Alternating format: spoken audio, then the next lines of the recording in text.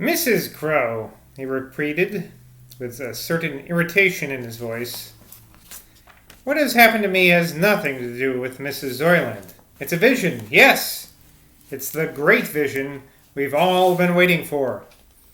I've seen the Holy Grail, Mrs. Crow. Sam felt so light-headed just then that he longed to laugh, or cry, or shout. It would have seemed perfectly natural to him if Tilly Crow had fallen on her knees there and then upon the pavement and offered thanks to God. But the little lady only gave vent to a deep sigh. Emma always said, she remarked, looking at him with grave concern, that if that woman didn't manage better for you and your dear father, there would be no telling. She had said enough. Sam quickly saw that she regarded him as a well-meaning victim of protracted undernourishment. He lifted his hat to take his leave, and as he did so his chin twitched a little and there was a pucker on his brow. His eyes began to roam up and down the street as if he sought for someone whose shadow was less doll-like than Tilly's. Tilly saw that she had hurt his feelings in some way, and she held out her hand to him. When he took it, she detained him, as if she offered as she often detained Philip when she had misunderstood him. I'm sure with so good a father, she murmured hurriedly, you could see anything, even angels, Mr. Decker. And when Sam smiled at this, she added eagerly, giving to him of her best. Your floors up there are all oak, aren't they? Aunt Tapity, you know, who was Euphemia Drew's great-aunt, used to have them beeswaxed. Euphemia never liked to talk of that branch of our family because of the malt business. But we all have a drop of bad blood somewhere, haven't we? But Euphemia can remember sliding up those floors when she was little, so slippery they were. When Sam had left her and was wandering down the high streets, he felt his spirits a little dashed. I thought, he said to himself, that they'd all cry, it's impossible, it's too good to be true, instead of which they seemed ready to accept it as perfectly true, but in some way unimportant. He had not got very far down High Street, for it was in his mind to reach Street Road, where Cardiff Villa was, by way of Magdalene Street, when he overtook old Bartholomew Jones shuffling slowly along with the aid of a stick. In spite of his being Sunday, number 2 was all agog to attend to something at his shop, probably to attend to his accounts, for he was a great miser, and the financial problems of his partnership with Mr. Evans seemed, sometimes, well nigh insoluble. The old man greeted Sam with effusiveness. He had known him from his childhood, and Sam had sold to him many of his Cambridge books. He now took the opportunity of informing number 2 of the feeble state in which he had left number 1 that morning. I miss Mr. Evans. Why isn't that character coming back? We've been with this dude for a while. I have allus told, said Mr. Jones, that the hospital was the place for we old folk when our innards turned foul on us. Look at my good zisty.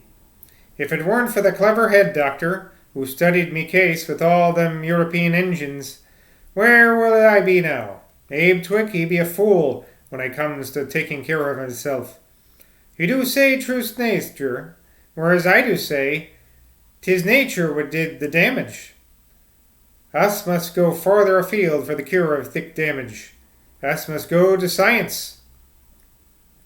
While he was thus speaking, Mr. Jones was staring in sorrowful wonder at his interlocutor's bound-up wrist. Seems to me, sir, he remarked, you do no harm to go to hospital your own self. That wrist of yours be bleeding into bandage. Sam instinctively touched Angela's handkerchief with the tip of one of his fingers. I'm too excited today to think of hospitals, Mr. Jones, he said. Do you know what happened to me, my friend?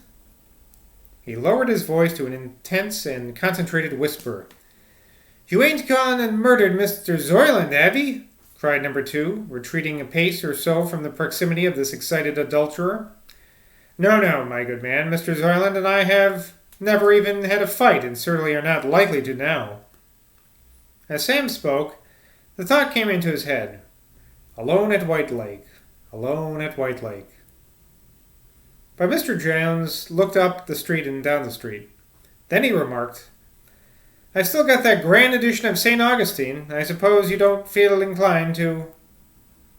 But Sam interrupted him. Do you know what my fellow workers call me these days, Mr. Jones? A darn ninny, was what leapt up in Mr. Number Two's mind, but he responded soothingly, as if addressing a candidate for the county asylum. I've heard, sir, that down in Paradise they name him Holy Sam. Sam nodded his head, and then began working the muscles of his chin so violently that the old man longed, as he afterwards explained to Mr. Evans, to catch hold of that monkey face and quiet him. I want to tell everyone in the town, cried Sam, what has happened. For the most important thing has happened that could happen, and I have seen it. The tone in which he had said this and the gleaming light in his eyes alarmed Mr. Jones, but it occurred to him that it was just in states of mind of this kind that young gentlemen were liable to buy expensive theological books. It's the best St. Augustine on the market, he said. I saw eternity this morning, remarked Sam. Whether in the long history of Glastonbury anyone had uttered those simple words before, no one knows. But if anyone had done so, the chances are that the remark was received in the same manner they are now. It's a Bakersfield edition, insisted Bartholomew Jones. Sam bade him good afternoon and strode off quicker than the old man could follow. He had fully expected to be ridiculed or scoffed at for his revelation, but it had never entered his head that his great difficulty would be to arouse any interest in it. He began to wonder if he were, after all, the only person who had seen the Grail since the ancient days. Perhaps the Grail had appeared to a great many people, and not one of these people had been able to persuade anyone even to attend to what they had to say about it. Perhaps life in Glastonbury was full of such miracles. And yet those who reported them always found their excitement falling on deaf ears.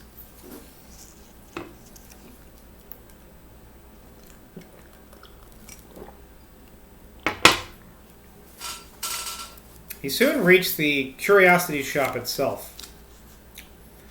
At the door he met Red Robinson, who was about to attend a meeting of the comrades in their old meeting place at the top of the house.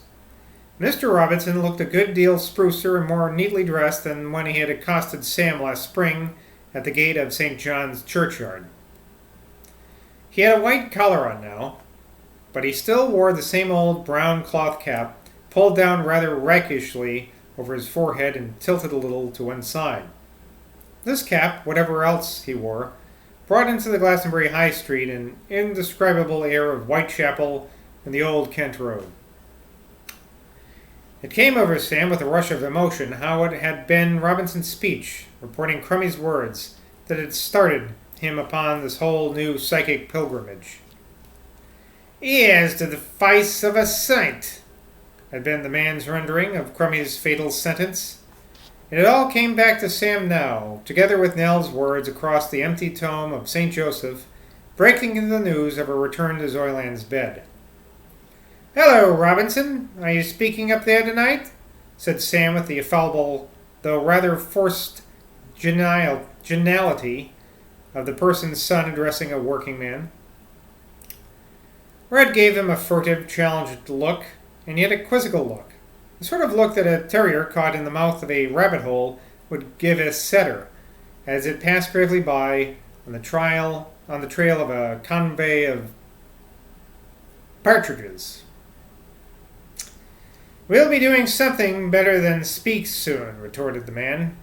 "There'll be a fine stir in Glastonbury soon, and some that I know on, some bugas what doesn't know what's coming to 'em, will have it to take notice. I hear that your young Trent and Mr. Spear have been appointed our new aldermen," said Sam politely. "Aldermen, do you call it?" snorted Red contemptuously. We'll be more than aldermen shortly, mister. Just as Bloody Johnny's more than a mayor to die. Yes, I've heard something about this, said Sam. It's a kind of independent commune, they tell me, that you're setting up. Well, I wish you good luck, Robinson. I have nothing against any arrangement that brings more meat into the larders of our poor people. Happy Labor Day, by the way. But in his inevitable desire to take exception to any one that a vicar's son might say, Red now veered round. But if a bleeding farce, how the same? That's what I'm going to tell him in a minute. Commune? Hell, this here stunt's at its pint. It's milking some bugers. We know cough up a bit, but there'll be no commune in there bleeding old till we've got hold of the bank and the railway. Well, repeated Sam, I'm for you, Robinson, but I wish we could persuade some of the labouring men in this town to be a little less savage when a person works alongside of them. Red eyed him with malevolent glee. So you finds it ain't a funny, do you, going the jobs you blighters have put up on us for half these years? For all these years? You're beginning up to know, are you, what it's tight like to eat humble pie? But if the working man had been ill-used, as no doubt he has, why should he take it out on those who wish him well? Take it out, do you say? Cried Red Robinson indignantly. That's just like you, virtuous gentlemen. What's got on your nerves is that very same tone of yours. It's your way of taking things. It's a man's a footstool, mister. Is a man a piece of bleeding junk?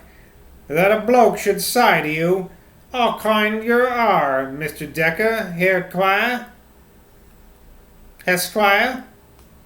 Red's whole frame quivered with sarcasm. How kind you are to work side by side with us and to use your own fine hands along of us. He paused for a second and then spoke with such a rush of formidable emotion that Sam, with all his preoccupied excitement, was considerably impressed.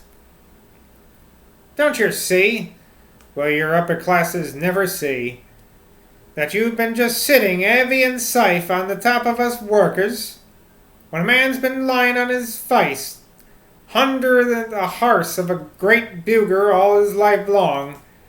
'Tisn't hazy when he's throwing the buger off to talk sweet of him.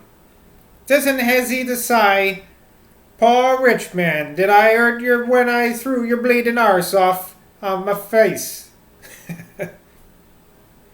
Sam was silent. For the first time that day, he felt that he couldn't bring himself to speak of his vision, capital V.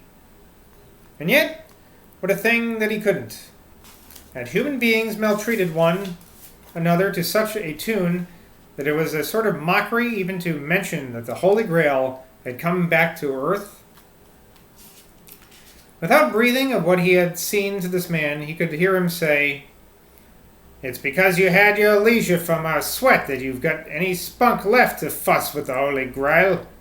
We be too doggone dunnin' of a Sunday morning to do anything but sleep in our bleeding beds." Thus it happened that in spite of him having declared to Mother Legg and Mr. Wallop that he was going to tell everyone he met, he found, when he went on down Magdalene Street, along the southern wall of Abbey Meadow, that not only had he not told Robinson, but then when he met Harry Stickles, the chemist, bustling home to his tea and his beautiful Nancy, he made no attempt, although he had brought his Windsor soap of him a day or two ago, to interrupt a busy citizen of his kidney with news of such a bagatelle. Well, we'll continue with the Grail chapter next time. Still going on for a while. See you later.